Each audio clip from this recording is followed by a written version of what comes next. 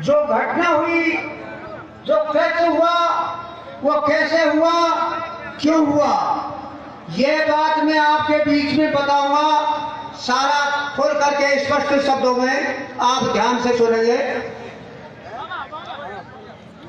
रिश्ता की बात चली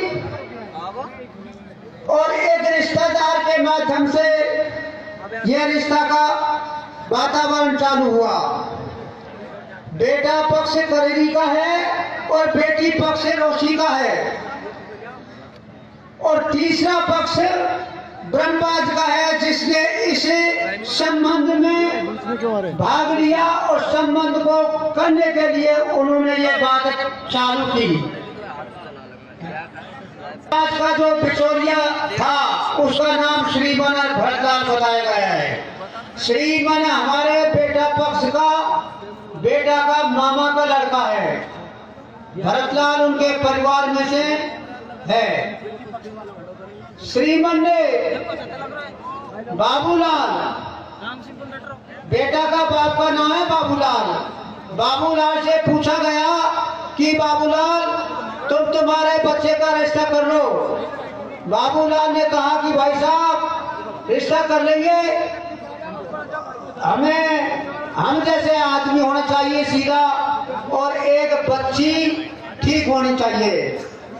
श्रीमन ने बोला कि भाई बाबू बच्ची बहुत सुंदर है, आदमी बहुत बढ़िया है, रिश्ता बहुत अच्छा है, आप जैसे बड़े आदमी है।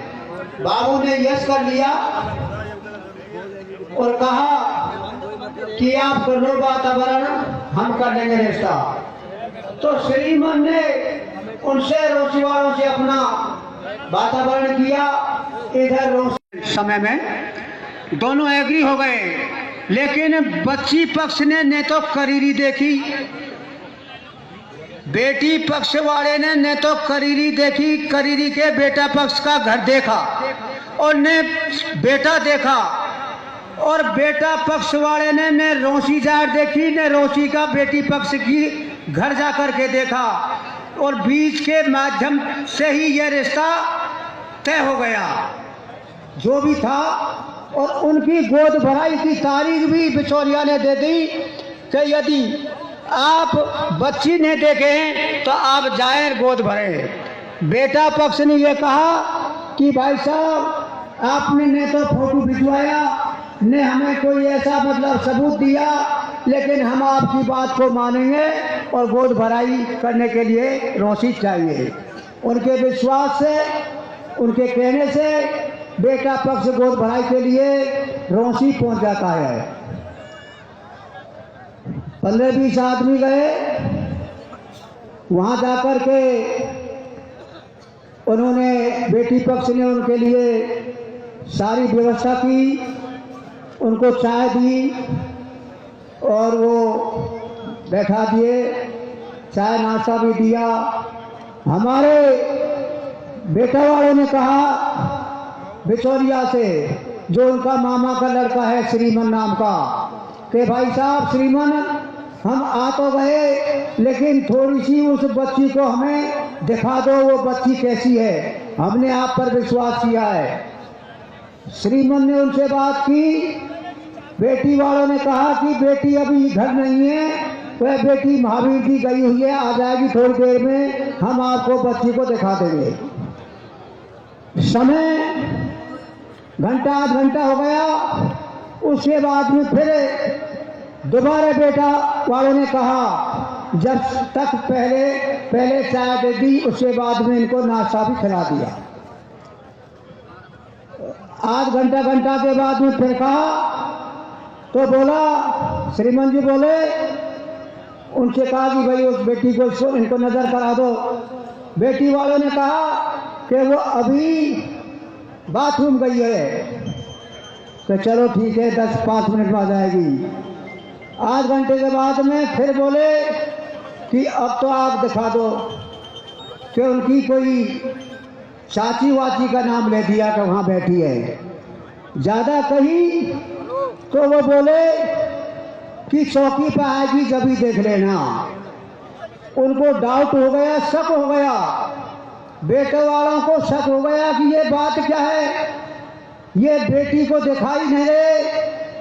हम बार बार इनसे पूछ रहे हैं, बार बार कह रहे हैं, लेकिन ये कभी महावीर जी का नाम, कभी बाथरूम का नाम, कभी ये कहीं दूसरी जगह बैठने का नाम ले रहे हैं और आप कह रहे हैं कि चौकी पे देख लेना।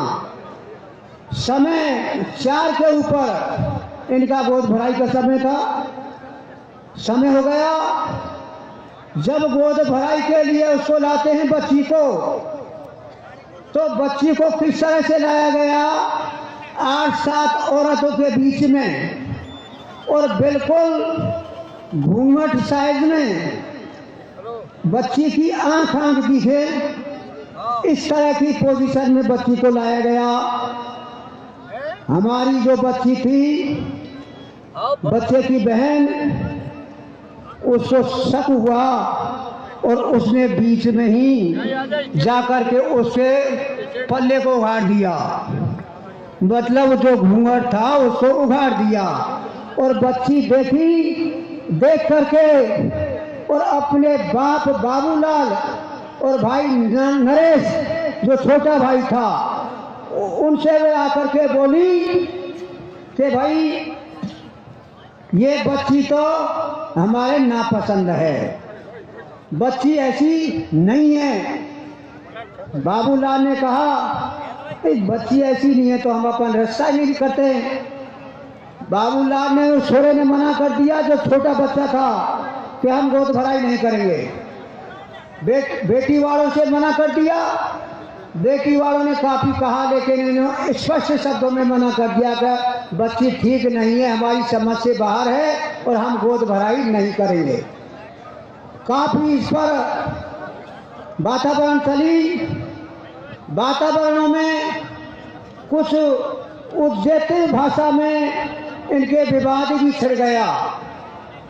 विवाद होने के बाद में बेटी पक्ष की तरफ से इन्होंने बात नहीं मानी, तो वो एक तरह से उग्र उसमें भाषा में आ गए और इनको अरेस्ट कर लिया गया कि बैठ जाइए, आप गोद भराई नहीं करते हैं। शाम हो गया, रात हो गई और इनको इनके साथ में इनके रिश्तेदार साथ में थे। गांव का तो एक ही बच्चा था इनके साथ में, बाकी में ये तीनों चारों भाई थे और इनकी ये कोई बहन बेटी थी और बाहर के इनके रिश्तेदार इनके साथ में थे। इन सबको एक कमरे में बंद कर दिया और जो हमारी बहन बेटी इनके साथ में गई, 1 आध 2 3, उनको वापस गांव में भेज दिया गया। इनकी बताया गया है इनने हमें कि इनकी कुछ मारपीट भी की गई। रात भर उसमें बंद रहे। न इनको भाग पेशाब करने के लिए निकलने की इजाजत नहीं दी। इसी में पेशाब करोगे, इसी में सोओगे और इसी में रहोगे। रात भर उसमें बंद रही है कमरे में। सुबह जब हुआ कि भाई अब तो हमें बाथरूम जाएंगे, बाहर निकालो, काफ़ी इनने कोशिश की लेकिन बाहर नहीं निकाले। जो रिश्तेदार थे उनको तो उन्होंने मतलब सोच के लिए छूट दे दी। बाकी में जो हमारे बेटा के बाप बेटा ये थे तीनों चारों, ये उसी में बंद रहे। सुबह प्रातःकाल इनके साथ में जो दुर्व्यवहार किया गया, जो घटना की गई, जो बाल काटे गए, सुबह इनको बाहर निकाल करके और ये कृत्य, ये घटना उन्होंने की जो आज तक शायद आपने नहीं सुना होगा और नहीं देखा होगा। सोशल मीडिया पर पूरा इंडिया में ये मुद्दा छा गया। बाद में हमारे समाज के प्रतिष्ठित महानुभाव पंच पटेल भी उन्होंने बुलाए और बुला करके एक मीटिंग का आयोजन रख दिया। हमारे बेटावाड़े ने हमारे गांव के पंच पटेलों को फोन किया कि आप यहाँ रोसी गांव में आ जाएं।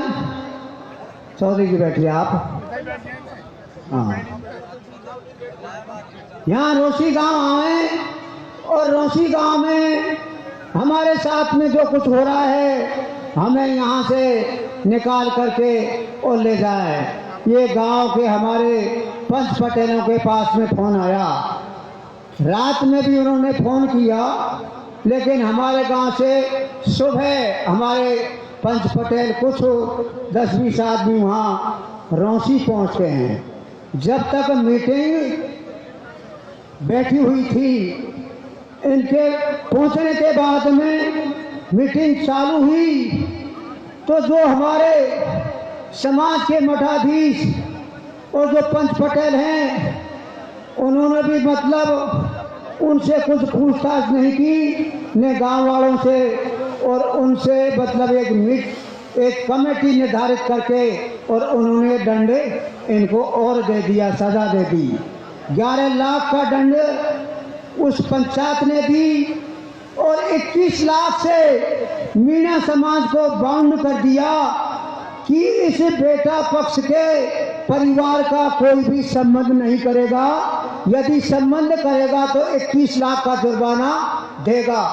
इस तरह से 21 लाख रुपए से समाज को भी रोक लगा दी। ऐसा उन्होंने किया। इस फैसले से, इस कृत्य से और इस घटना से हमें बहुत विशेष दुख हुआ। समाज में, मीडिया में, पूरा इंडिया में ये पहुंच गया। हमारा जो बेटा पक्ष का जो परिवार था वो सुसाइड करने को उतारू हो गया कि हमारा तो जीना ही खराब है। जब हमारा सम्मान गया, हमारी सब तरह से वो गई, तो इस संसार में हमें बोलने लायक और मुंह दिखाने लायक नहीं है, तो वो मरने के लिए उतारू हो गए। गांव वालों ने समझाया और बुझा करके उनको धैर्य बंधाया और कहा कि हम समाज की शरण लेंगे और समाज से हम अपना न्याय कराएंगे। यदि गलती होगी तो समाज देखेगा और समाज इसकी छानबीन करेगा।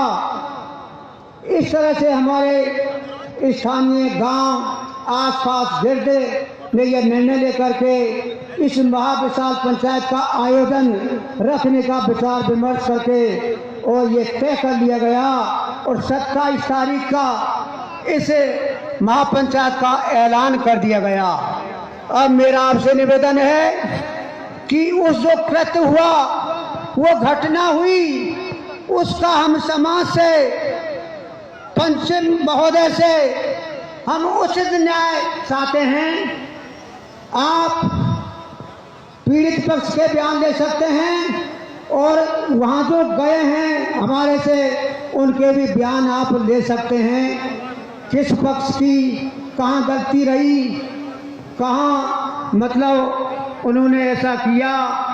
हमारा यदि इस पक्ष में किसी प्रकार का दोष होगा, गलती होगी, जो भी पंच निर्णय करेगा, फैसला करेगा, स्थानीय गांव आपके फैसले का सादर वो आदर करेगा।